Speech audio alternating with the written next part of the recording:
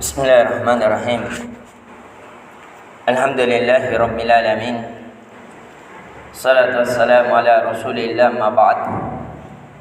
Allahumma anfa'na bima 'allamtana wa 'allimna ma yanfa'una wa zidna ilman.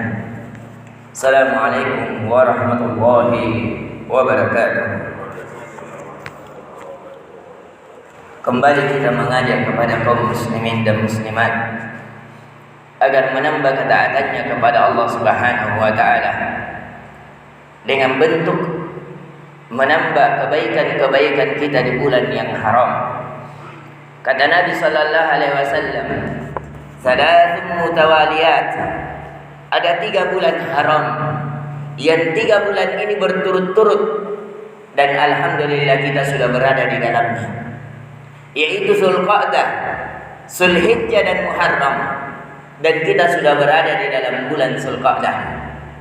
Bahkan di sebagian riwayat dan athar dari kalangan para sahabat bahwa 10 hari di bulan Zulhijjah itu jauh lebih indah, lebih besar, lebih utama, lebih baik dibanding 10 akhir dari bulan Ramadan.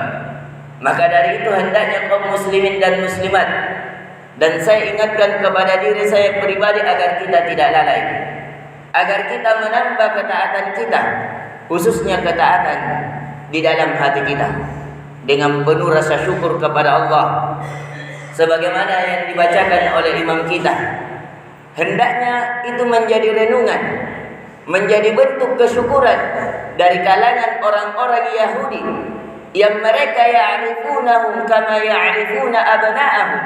Mereka mengenal Nabi kita Muhammad sallallahu alaihi wasallam seperti mereka mengenal anak-anak mereka sendiri. Dia tahu di mana lahirnya, bagaimana dia dirawat, bagaimana dia tempat tinggalnya, siapa ibunya, siapa bapaknya, bagaimana dia kehidupannya. Akan tetapi dia tidak beriman kepada Nabi sallallahu alaihi wasallam. Maka dari itu ketika kita diberikan keimanan oleh Allah, maka hendaknya kita mensyukurinya. Karena keimanan itulah yang akan menjadikan kita berbahagia atau sengsara, menjadi orang yang dimuliakan atau dihinakan, menjadi orang yang ditinggikan derajatnya atau direndahkan di hadapan Allah di kemudian hari. Maka dari itu kembali kita ingatkan, dan kenikmatan yang kedua yang diingkari oleh orang-orang Yahudi adalah ketika mereka diperintahkan untuk berpaling ke Masjidil Haram dari Masjidil Aqsa, tapi mereka tetap ke Masjidil Aqsa. Maka dari itu kenikmatan ketika kita bisa berkiblat menghadap sholat ke Masjidil Haram, dan apalagi kalau kita pernah melakukan umrah di sana. Di pertemuan kali ini yang seharusnya yang kita janjikan kemarin akan kita kisahkan dari kisah Ali bin Abi Thalib radhiyallahu anhu. Akan tetapi setelah kita mendengar ulang rekaman kita, karena akan kita masukkan ke dalam YouTube, dan di mana juga kita akan mempelajari secara berentetan, tidak ada putusan. Dan saya melihat ada sesuatu yang luput dari kita yang bisa menjadi pegangan dalam kehidupan kita dari kisah Utsman bin Affan radhiyallahu anhu, yaitu kisah Utsman bin Affan tentang bagaimana muamalahnya dengan Al-Quran. Tentunya kisah yang kita kisahkan ini jauh dari sifat pembicara. Akan tetapi saya mengajak kepada kaum muslimin dan muslimat, baik yang hadir maupun yang mendengar dari YouTube, agar hendaknya kita berusaha, atau paling tidak kita menghadirkan di dalam niat kita mencintai Utsman bin Affan. Karena kata Nabi sallallahu alaihi wasallam, "Al-mar'u ma'a man ahabba." Seseorang akan bersama dengan siapa yang dia cintai.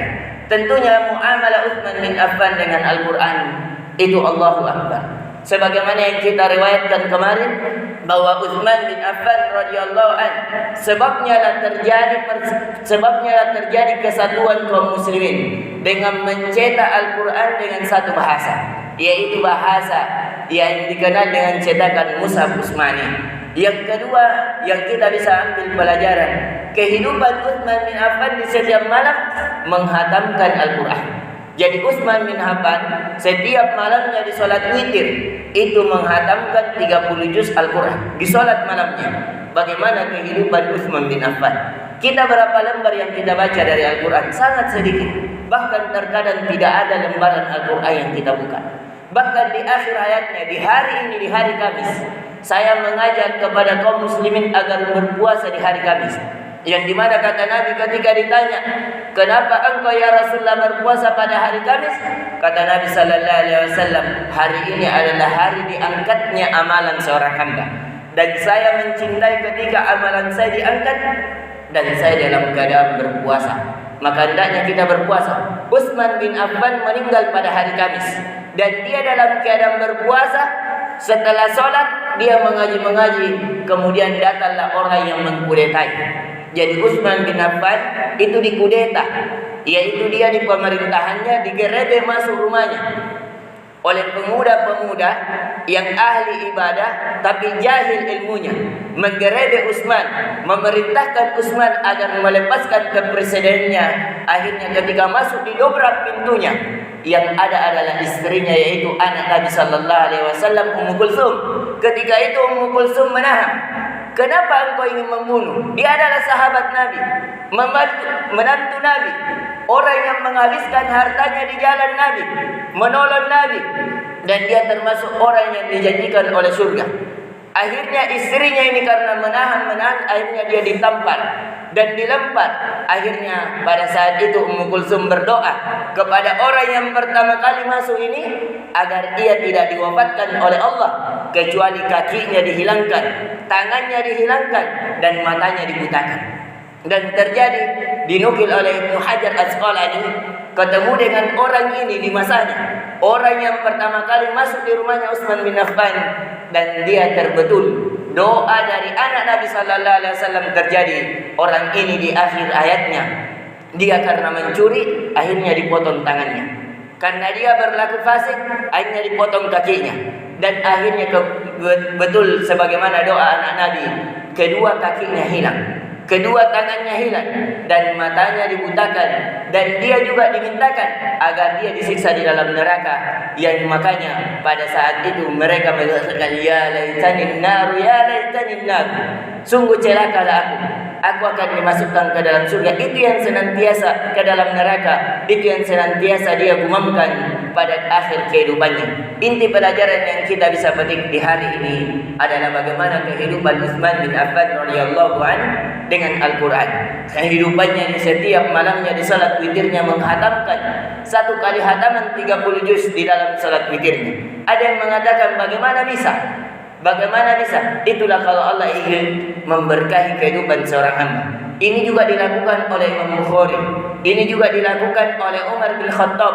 Ini juga dilakukan oleh Abu Hurairah radhiyallahu anhu. Itulah kalau Allah memberkahi kehidupan seorang hamba. Mudah bagi Allah memperluas sesuatu yang sempit, mencukupkan sesuatu yang tidak cukup dari kehidupan seorang hamba. Dan pelajaran yang kedua yang kita bisa petik, bahwa ada kata para ulama, man asya ala syai' mata alaih. Ini kehidupan yang saya mau tekankan di kesempatan kali ini, agar kita mengambil sebagai kaidah kehidupan.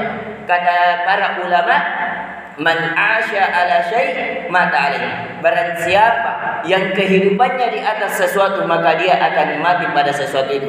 Barang siapa yang kehidupannya senantiasa berpuasa, solat malam, membaca Al-Quran, maka dia akan mati di solat malamnya. Maka dia akan mati dalam keadaan berpuasa. Maka dia akan mati ketika membaca Al-Quran. Sebagaimana yang terjadi di Utsman bin Affan. Kebiasaannya senantiasa berpuasa di siang hari, dia mati dalam keadaan berpuasa. Kebiasaannya senantiasa membaca Al-Quran, dia mati dalam keadaan membaca Al-Quran. Kebiasaannya senantiasa dalam keadaan salat, dan dia mati betul di atas dalam keadaan salat. Maka dari itu hendaknya kita memperhatikan kehidupan kita. Bagaimana kehidupan kita? Apakah senantiasa berkesinambungan di atas ketaatan kepada Allah? Yang kita harapkan semoga dengan itu kita menjadi husnul khatimah, menjadi kematian yang baik, yang menemukan kita akan bertemu di hadapan Allah Subhanahu wa taala. Atau hal yang sebaliknya, yaitu kita bermaksiat kepada Allah, kemudian ruh kita dicabut. Na'udzubillahi min dzalik. Subhanakallahumma bihamdik, asyhadu an la ilaha illa anta, astaghfiruka wa atubu ilaik. Assalamualaikum warahmatullahi wabarakatuh.